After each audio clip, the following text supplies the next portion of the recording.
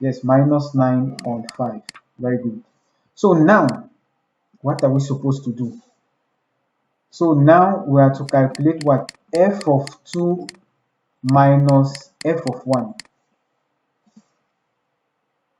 So let's continue. So now we have to calculate f of 2 minus f of 1 according to this formula. You understand? So this will be equals to what? This will be equals to our f of 2 was 19 on 10 minus this minus this. So this will give, wait a minute.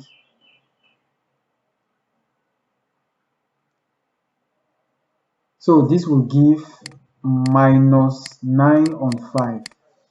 This will be equals to 19 on 10 plus 9 on 5. I do the LCM. This is 10. 10 divided by this one time. We have 19 plus 10 divided by this. It gives 2 times this. This is 18. 19 plus 18, I think that's 37. So this implies the integral from 1 to 2 of x cubed minus 1 squared all over x squared dx is equals to what? Which was equals to f2 minus f1 is equals to what? Is equals to 37 under 10. That means the question had an error. So that means the question, because we were instead in the question, it was instead mentioned. I did not try it. I did not try it before copying the question in the textbook where I saw it. So the question had an error. The answer is not 17 on 18, but is instead 37 on 10. So I hope you master the procedure. That's basically how you are to calculate definite integrals. You first calculate the primitive. You first calculate the primitive, and then you proceed to implementing the definite integral. So that was all. So as I said, the question had a small error. I did not try it before doing it. So it can happen in an exam.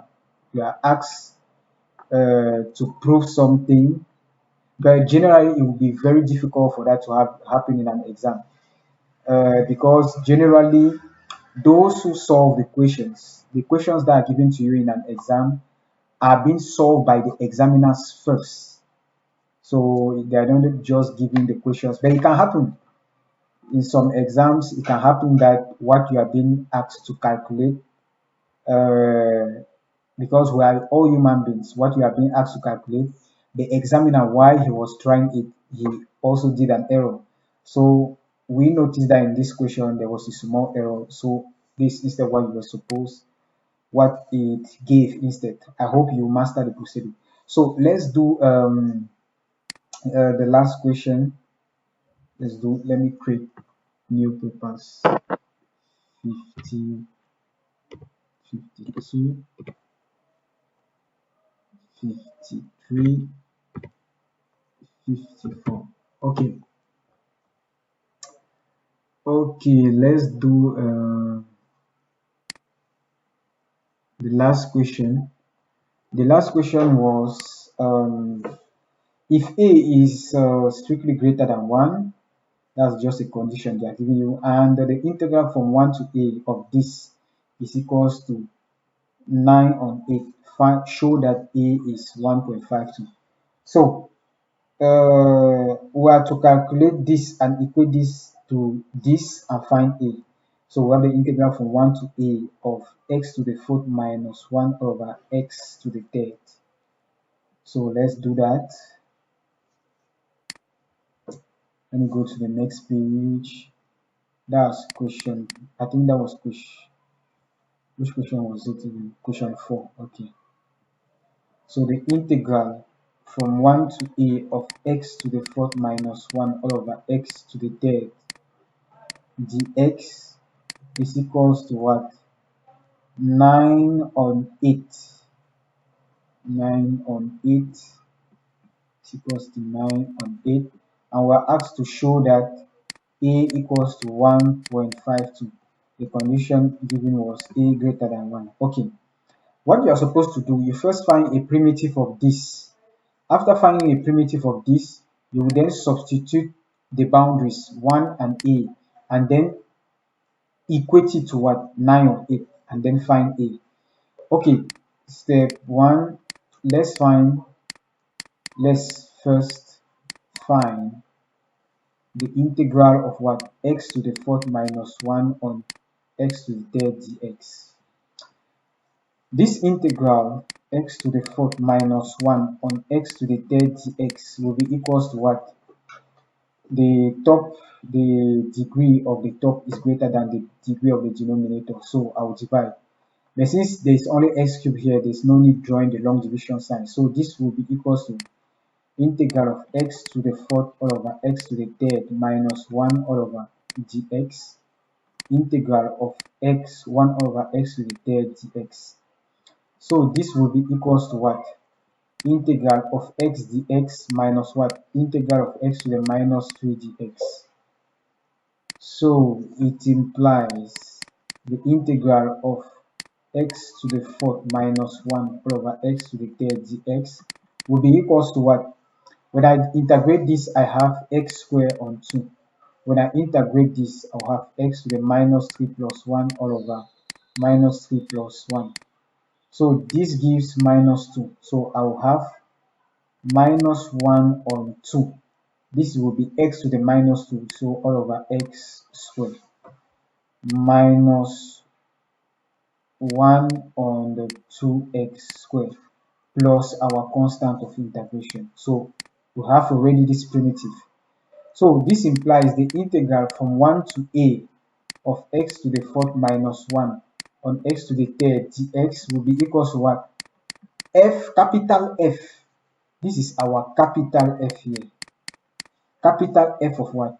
The upper bound minus capital F of the lower bound, with capital F of x being equals to what? X squared all over 2 minus 1 on the what? 2x squared. Very good. Now, let me calculate f of a. F of a will be equals to what? I substitute here. I will have a squared all over 2 minus what? 1 all over 2a squared. Is that okay? So I'll simplify this. The LCM is 2a squared. 2a squared divided by this. 2a squared divided by 2 is a squared times this. I have a to the fourth. Is that okay? Minus 2a squared divided by this, I'll have here 1. So this implies f of a is equals to what? A to the fourth minus 1 over 2a squared. Let's now find f of 1. F of 1. Capital F of 1 will be equals to, I substitute 1 here, I will have a half minus, this one is what? I'll have 1 all over 2 into 1 square. So I'll have 1 minus a half. So f of 1 is equals to what? 0. So it implies, this implies the integral from 1 to a of x to the fourth minus 1 all over x to the third dx will be equals to what? We said that it was equals to f of a minus f of 1. But f of 1 is what? 0. So it will be instead simply be equals to what? A to the fourth minus 1 all over what? 2a squared. We have already found this. But it was said that that integral, that definite integral must be equals to what? 9 on 8. Very good. So, but integral of from 1 to a of x to the fourth minus 1 all over x cubed dx must be equals to what? 9 on 8. It implies this, what we have, a to the fourth minus 1 all over 2a squared must be equals to what? 9 on 8. This implies I cross multiply, I will have what?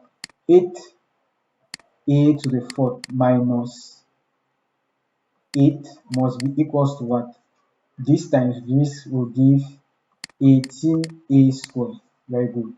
So this implies I'll have what? I'll have 8a to the fourth minus 18a squared minus 8 equals to what? 0.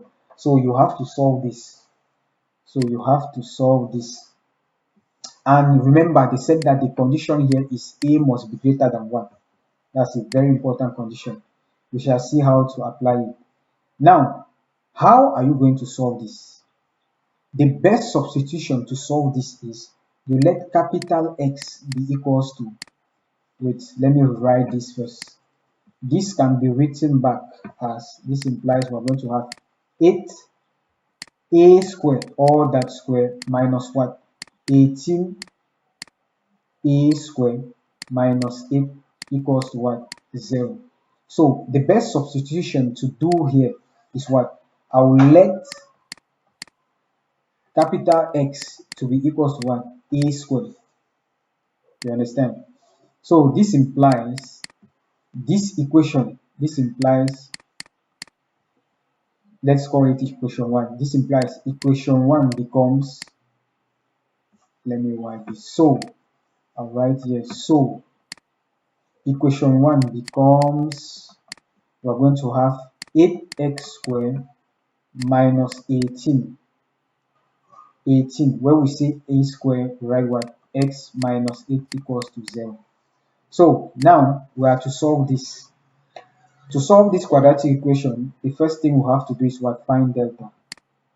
Delta, which is b squared minus 4ac, is equals to what?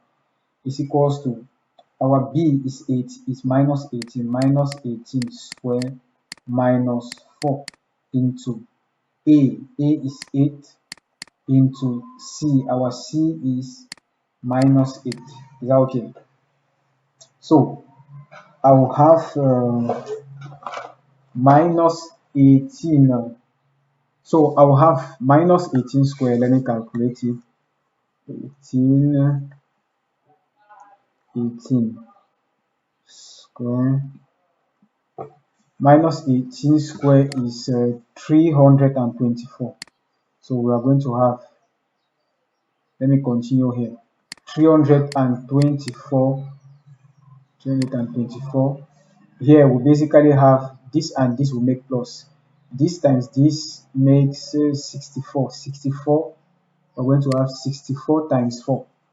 So 64 times 4, that gives 256. So delta would be equals to 224 plus 256. Let me add it, plus 324. So that gives 580. Yes, 580. So it implies delta will be 580. Is that okay? So we have already our delta. Let's calculate now big X. Big X will be what? Minus b plus or minus the square root of delta all over 2a. This will be equals to, our b was what? Our b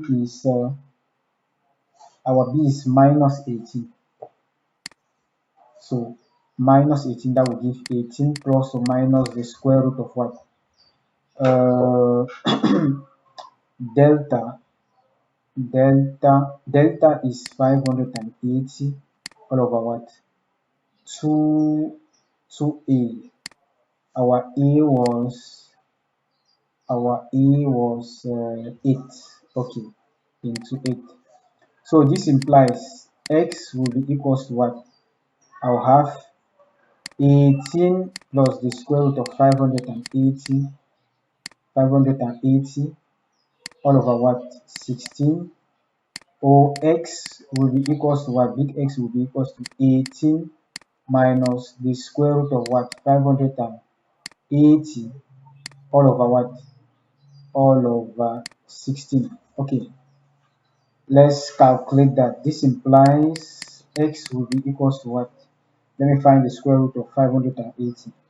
Square root of 580 is 24. So x will be equal is 24.08. 24.08. So this will be 18 plus 24.08 all over 2, or x will be equals to 18 minus 24.08 all over 16. So let me draw a line like this. So this implies x, oh, this is 16. This implies x will be what? Let me plus 18 divided by 16. So x equals to 2.63, or x being equals to what? Let me do it. 18 minus 24.08. 18 minus 24.08 divided by 16. So this gives minus 0.38. Okay, now remember that, recall that x was equals to what? A square. From x equals to x square, what can we deduce from the value of a? It implies a must be equals to what? Plus or minus the square root of what? X. But remember, the square root, only the square root of a positive number exists. So since a is equals to this plus or minus the square root of x, it implies x cannot take the value, big X cannot take the value minus 0.38. Are you okay with me? So it implies our big X can only be equals to what? 2.63. That's our big X. From there, it implies our A will be equals to what? Plus or minus the square root of what? 2.63.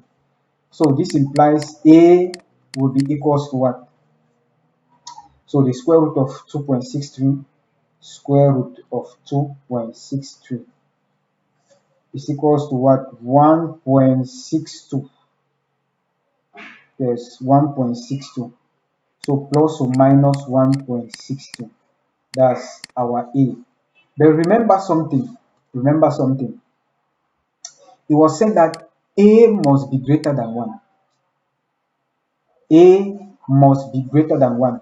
You see here that we have A, two values, A equals to 1.62, and we have A equals to what? Minus 1.62. Which of these values is greater than 1? It is necessarily 1.62. So it implies our answer must be equals to what? A equals to what? 1.62. Since I'll write here, since A must be greater than 1, it implies A must be equals to 1.62, and not A cannot be equals to minus 1.62. You understand? Now we notice something again in this exercise, that there was an error. It's like there was an error in the exercise, because in the exercise we were asked to show that A is equals to what? 1.52. So that's still an error. I did not do the exercise before. I just took the exercise and tried to solve. So what is important basically is for you to master the approach. You understand? It's not the answer that's so important. What is for you to master is to master the approach. You understand? And I hope you understood what I did here, because I had two values of x here. Since we let at the beginning here our x was equals to what? A squared. It means A will be equals to what? Plus or minus the square root of x. But the square root, only the square root of a positive number. For the square root to exist, what is inside must be positive. So our big X cannot be equals to this. So that's what we only took this value. You understand? So since A is equals to this plus or minus the square root of x squared, is equals to plus or minus this x squared, x cannot take the value this. X cannot take this value because For the square root to exist, x must not be negative. So that's why we concluded that x must be equals to this. You understand? So that's all for this exercise. The video is already more than 35 minutes. So try to go through these little exercises I did. I decided to do some of these exercises because I've not yet introduced integration, definite integrals. So I just did it for you to know how we basically go about calculating definite integrals. So you will have to do all of this to prove all of this. So to do all of this exercise, and after doing it, I think there will be no more exercise that will be above you. So see you in the next video where we are going to I'm going to give some lectures on how to integrate these two forms, and after we shall see exercises. So see you in the next video. Ciao. Take care.